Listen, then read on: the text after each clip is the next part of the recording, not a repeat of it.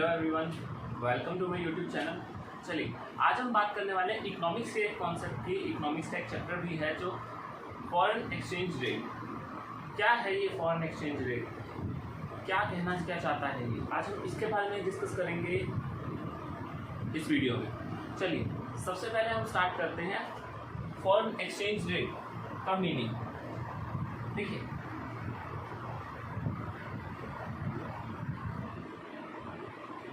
Rate तक तो हम बाद में पहुंचेंगे, पहले हम फॉरेन एक्सचेंज के बारे में बात करते हैं। फॉरेन एक्सचेंज और कुछ नहीं, फॉरेन करेंसी को बोलते हैं। तो आज से जब आप फॉरेन एक्सचेंज सुनेंगे तो आप क्या समझेंगे? Foreign currency. फॉरेन करेंसी का क्या रेट है, मान लो अगर मैंने $1 लेना है तो डॉलर का क्या रेट चल रहा है, उस रेट को बोला जाएगा फॉरेन एक्सचेंज रेट। तो सबसे पहले हमने मतलब समझा फॉरेन एक्सचेंज रेट का, जो कि दूसरी करेंसी का सिर्फ और सिर्फ रेट बताता है। ठीक है, चलिए अब बात करते हैं दो तरीके से, जैसे एक है फ्लेक्सिबल और एक है fixed. Flexible exchange rate system और फिक्स्ड एक्सचेंज रेट सिस्टम, दो तरीके की सिस्टम है फॉरेन एक्सचेंज में। फ्लेक्सिबल क्या है और फिक्स क्या है, सबसे पहले इसके बारे में डिस्कस करते हैं।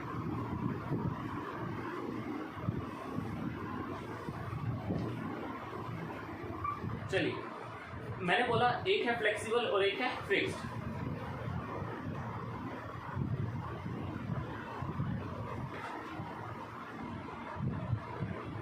देखिए फ्लेक्सिबल आप नाम से ही समझते हैं। फ्लेक्सिबल का मतलब क्या होता है? जो आसानी से जिसे हम मोड़ सकें या कन्वर्ट कर सकें किसी और शेप में। तो फ्लेक्सिबल क्या होता है? जैसे एक इंसान को आप फ्लेक्सिबल कब बोलते हैं? जब उसकी बॉडी बहुत आसानी से बेंड हो सकती है या अलग अलग पोजीशन में भी फिट हो सकती है, वो इंसान फ्लेक्सिबल कहलाता है। वैसे यहाँ पे फ्लेक्सिबल का मतलब क्या है? देखिए फ्लेक्सिबल एक्सचेंज रेट सिस्टम तो ये बता रहा है कि कैसे आप एक्सचेंज रेट को कैलकुलेट करेंगे। ठीक है, ये दोनों ही एक्सचेंज रेट को कैलकुलेट करना सिखाएंगे। कैसे आप एक एक्सचेंज रेट को डिसाइड करते हैं, क्या होता है एक्सचेंज रेट, कैसे आप डिटरमाइन करते हैं, ये दोनों उस चीज़ के बारे में बताते हैं। ये बताता है मार्केट फोर्सेस।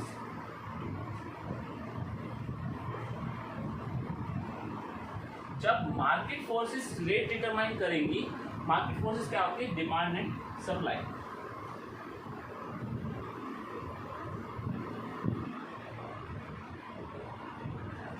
जब डिमांड और सप्लाई मिलकर रेट को आइडेंटिफाई करते हैं, वो कहलाता है फ्लेक्सिबल एक्सचेंज रेट सिस्टम। और जब गवर्नमेंट फिक्स करती है, जब गवर्नमेंट एक रेट फिक्स करती है खुद से, उसे बोला जाता है फिक्स्ड एक्सचेंज रेट सिस्टम। तो मैंने बताया फ्लेक्सिबल में क्या होता है? मार्केट फोर्सेस क्या होती है? Demand and supply. उसके बाद फिक्स में कौन करता है? गवर्नमेंट। चलिए अब फ्लेक्सिबल से चालू करते हैं कि कैसे फ्लेक्सिबल रेट डिटरमाइन करता है।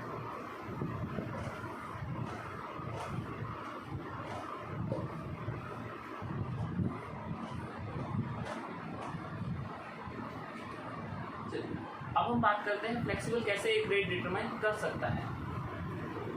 फ्लेक्सिबल में कौन होती है? मार्केट फोर्सेस में मिलता है, एक होती है डिमांड और एक होती है सप्लाई।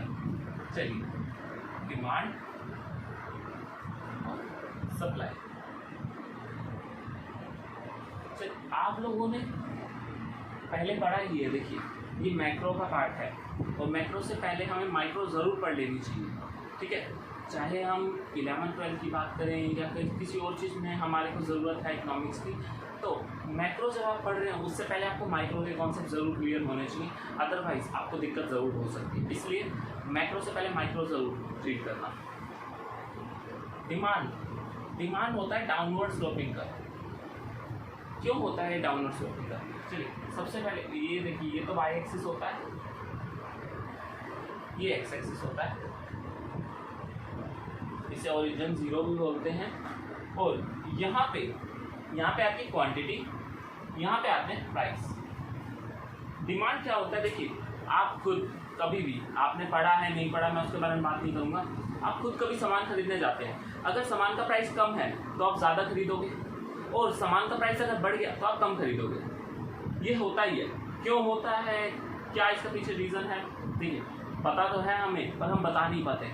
एक और वीडियो में ज़रूर आपको बनाऊंगा डिमांड और सप्लाई के बारे में, जिसमें मैं आपको वो चीज़ें बताऊंगा कि कैसे डिमांड डिटरमाइन करते हैं, क्या होता है डिमांड के अंदर। ठीक है, अभी के लिए अगर प्राइस बढ़ गया तो आप क्या समझेंगे कि लोग उसकी डिमांड कम करेंगे। मीन्स प्राइस जैसे जैसे यहाँ पे मान लो 10 रुपये प्राइस है तो डिमांड कम है, प्राइस नीचे गिरा डिमांड बढ़ गई, फिर प्राइस नीचे गिरा फिर डिमांड बढ़ गई। तो यही हो रहा है कि प्राइस अगर कम हो रहा है तो क्वांटिटी डिमांडेड बढ़ती जा रही है, ठीक है। इसलिए कॉन्सेप्ट का होता है डाउनवर्ड स्लोप। दूसरा आता है सप्लाई। सप्लाई होता है अपवर्ड स्लोपिंग। यहाँ पे आपने सोचना है कंज्यूमर के पॉइंट ऑफ व्यू से और यहाँ पे आपने सोचना है प्रोड्यूसर के पॉइंट ऑफ व्यू से।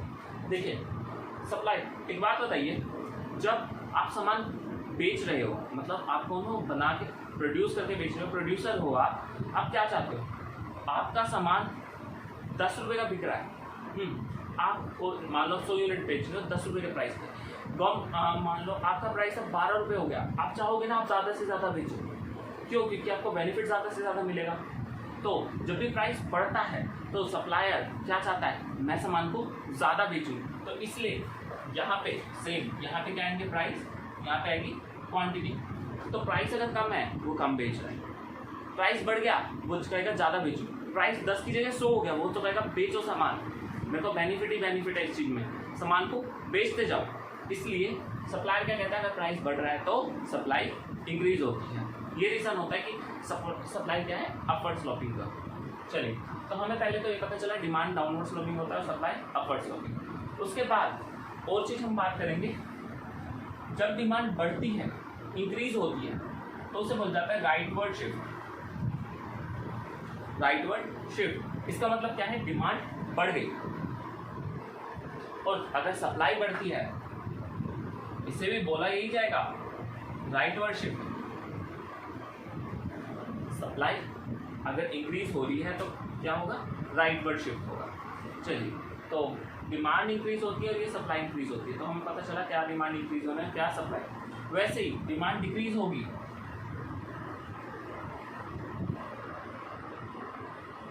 ठीक है, और अगर सप्लाई डिक्रीज होगी, ये होता है डिक्रीज, ये होता है इंक्रीज, ये होता है इंक्रीज, ये होता है डिक्रीज। डिमांड कम हुई वापसी जाएगी, सप्लाई कम हुई वापसी ऊपर चली जाएगी। चलिए, तो आपको ये समझ में आया सबसे पहले कि क्या सप्लाई और डिमांड का क्या होती है, उनकी शेप कैसे होते हैं। वो डाउनवर्ड स्लोपिंग होता है डिमांड, सप्लाई होता है अपवर्ड स्लोपिंग। सप्लाई में इंक्रीज आएगा तो राइटवर्ड शिफ्ट, डिमांड में भी इंक्रीज आएगा तो राइटवर्ड शिफ्ट, डिमांड में डिक्रीज आएगा लेफ्टवर्ड शिफ्ट, सप्लाई में डिक्रीज आएगा लेफ्टवर्ड शिफ्ट। चलिए, सबसे पहले हमने डिमांड और सप्लाई के बारे में पढ़ा कि वो क्या होती है, उनका कर्व कैसे कैसे बनता है। अब हम डिटरमाइन करेंगे एक रेट डिमांड और सप्लाई की वजह से।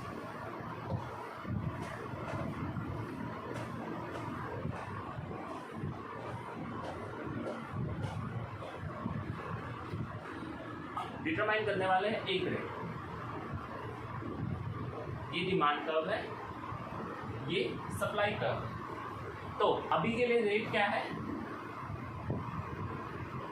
ये जो रेट है ये डिमांड और सप्लाई ने खुद से आइडेंटिफाई करा है कि इस रेट पे बेचो, मतलब इस रेट पे क्या है, जितना आप डिमांड करें उतनी ही लोग सप्लाई कर रहे हैं। देखिए, अगर आप सप्लाई कर रहे हो 100 यूनिट, खरीदने वाले हैं 10, क्या फ़ायदा। आप सप्लाई कर रहे हो 60 यूनिट, खरीदने वाले 40, चलो थोड़ा सा फ़र्क हुआ है, पर अभी भी आप चाहते हो सामान आपका एटलीस्ट बिक जाए।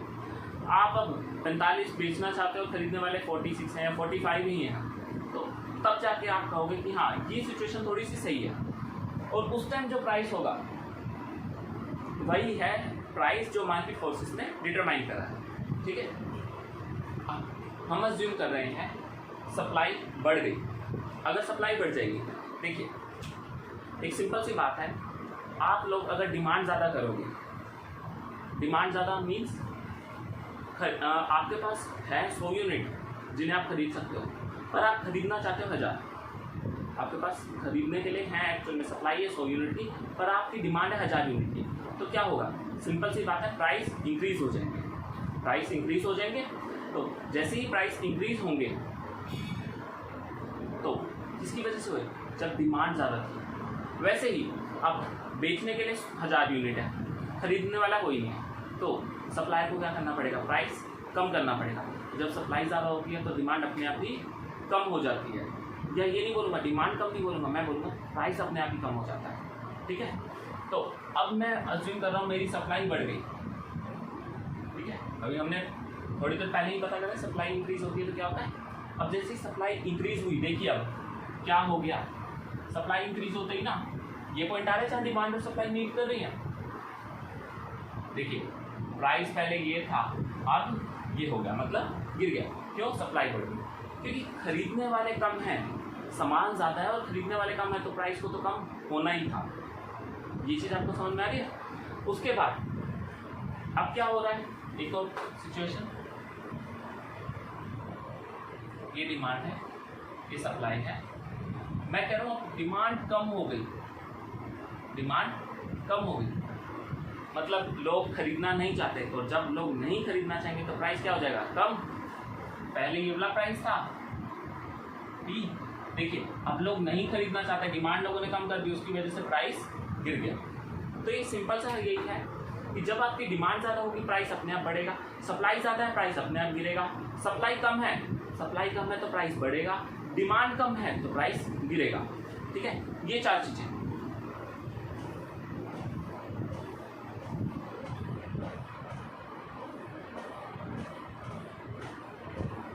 ये तो हमने बात करी है डिमांड और सप्लाई के बारे में। हम चैप्टर कौन सा पढ़ रहे हैं, हम पढ़ रहे हैं foreign exchange rate. Foreign currency का क्या रेट होगा वो कौन निकाल रहा है, डिमांड और सप्लाई। ठीक है, तो डिमांड और सप्लाई एक रेट आइडेंटिफाई करने वाले हैं, उस रेट में हम फॉरेन करेंसी खरीदेंगे। अगर फॉरेन करेंसी की सप्लाई कम हो गई, सिंपल, जब सप्लाई कम होती है मीन्स प्राइस बढ़ जाएगा। तो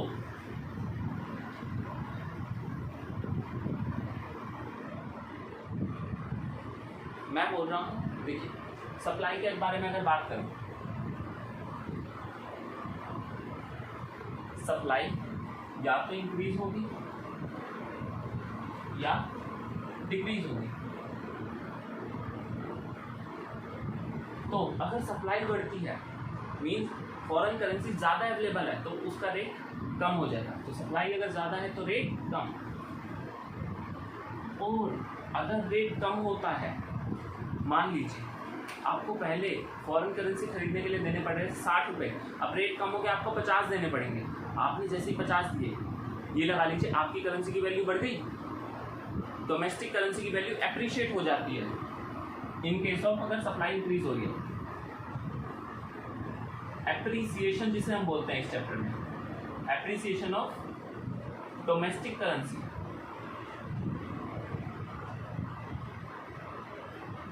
क्योंकि सप्लाई अगर बढ़ती है तो प्राइस कम होता है, प्राइस कम हो रहा है मीन्स हमें पहले अगर 60 देने पड़ रहे थे अब 40 देने पड़ेंगे या 50 देने पड़ेंगे, तो हमारी करेंसी की वैल्यू बढ़ गई। और वही इसको एक और चीज़ भी बोल सकता हूँ मैं, डेप्रिसिएशन। हमारी करेंसी की वैल्यू बढ़ गई है मीन्स दूसरी करेंसी की वैल्यू कम हो गई, डेप्रिसिएशन ऑफ फॉरेन करेंसी।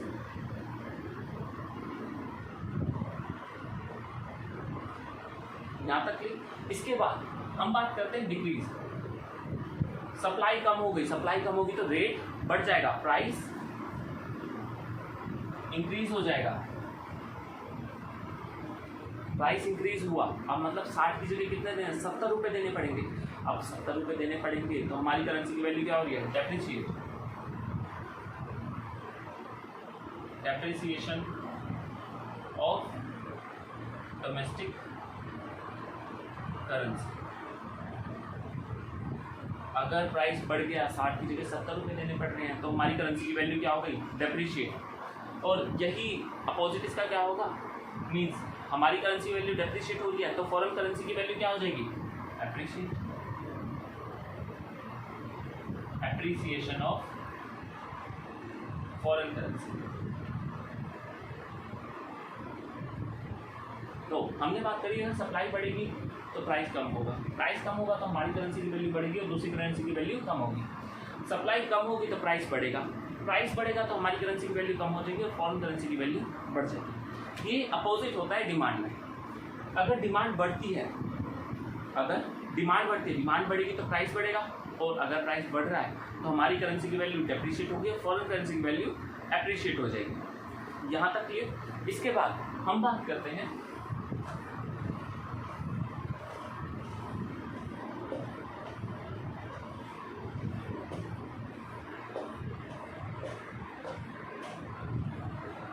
अभी हमने कॉन्सेप्ट करा है डेप्रिसिएशन एप्रिसिएशन, किसमें पढ़ा ये? फ्लेक्सिबल एक्सचेंज रेट सिस्टम में। तो फ्लेक्सिबल एक्सचेंज रेट सिस्टम किसकी वजह से आता है? Market forces. मार्केट फोर्सेस में क्या होते हैं? डिमांड और सप्लाई। अब बात करेंगे हम fixed exchange rate system. Fixed में मैंने बताया था गवर्नमेंट करती है, यहाँ पे गवर्नमेंट करती है अपनी मर्जी से। फिक्स में क्या हो सकता है? या तो गवर्नमेंट कहेगी जैसे कि ये डिमांड है, ये सप्लाई। यहाँ पे क्या हुआ? डिमांड और सप्लाई ने ये रेट आइडेंटिफाई करा कि ये रेट होना चाहिए, पर गवर्नमेंट ने बोला नहीं, रेट को ऊपर रखो, रेट को बढ़ा दिया उन्होंने, रेट को बढ़ा दिया। मार्केट फोर्सेस कह रही है 60 रुपये होना चाहिए, गवर्नमेंट के लिए 60 नहीं 70 करो। इससे क्या फ़र्क पड़ने वाला है? इसकी वजह से फॉरेन करेंसी लोग कम खरीदेंगे, और लोग जब फॉरेन करेंसी कम खरीदेंगे तो डोमेस्टिक वैल्यू जो है गुड्स की वो बढ़ जाएगी, डोमेस्टिक गुड्स आपके ज़्यादा बिकेंगे। इसलिए गवर्नमेंट ये स्टेप उठाती है कई बार, ठीक है। और दूसरी सिचुएशन में क्या कर रही है गवर्नमेंट? गवर्नमेंट प्राइस को कम कर रही है।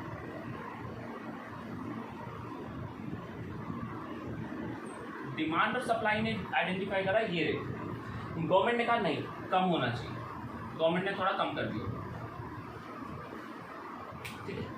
अब इसमें क्या हो रहा है? गवर्नमेंट अपनी मर्जी से रेट को बढ़ा रही है, अपनी मर्जी से कम हो रही है, इसलिए इसका नाम क्या है? फिक्स्ड एक्सचेंज रेट सिस्टम, ठीक है। इसके बाद हम बात करते हैं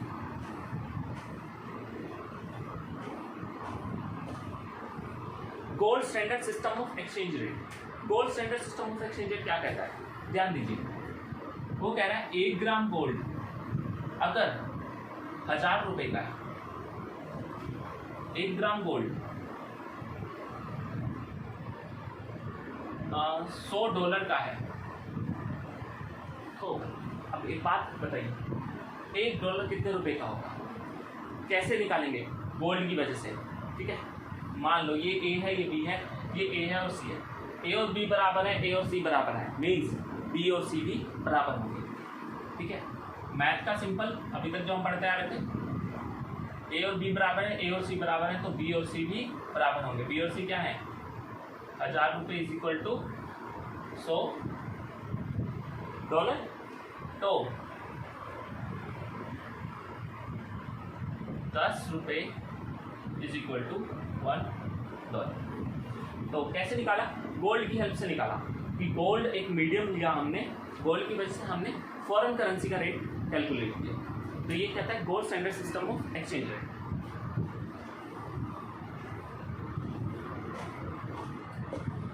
इसके बाद एक और आता है Bretton Woods system of exchange rate. Bretton Woods system क्या कहता है? जैसे यहाँ पे गोल्ड था ना, अब यहाँ पे क्या होगा? एक करेंसी को हम फिक्स कर देंगे कि एक करेंसी के बेस पर हम बाकी करेंसीज निकालेंगे। जैसे मान लो $1 60 रुपये का, $1 और कोई और करेंसी ले लेते हैं हम, मान लीजिए 3 पौंड का है, ठीक है। तो $1 60 रुपये, $1 3 पौंड, तो 1 पौंड कितने रुपए का होगा? कैसे निकालेंगे? 60 रुपये रख देंगे 3 पौंड के बराबर, तो आंसर आ जाएगा आपका 20 रुपये इज इक्वल टू 1। तो हमने रुपये को किस में कन्वर्ट करा कि कितना रुपये किसके बराबर है? 1 पौंड के बराबर। किसकी वजह से निकाला? एक करेंसी की वजह से। ये कौन कहता है? Bretton Woods system of exchange है। $US को एक रेट फिक्स कर लो जिसके थ्रू आप दूसरी करेंसीज का भी रेट आइडेंटिफाई कर सकते हैं। तो गोल्ड स्टैंडर्ड में गोल्ड की वजह से आइडेंटिफाई करा, ब्रेटन वुड्स सिस्टम में एक $US करेंसी ले ली उसकी वजह से। इसके बाद हम बात करते हैं मैनेज फ्लोटिंग। मैनेज फ्लोटिंग क्या होती है?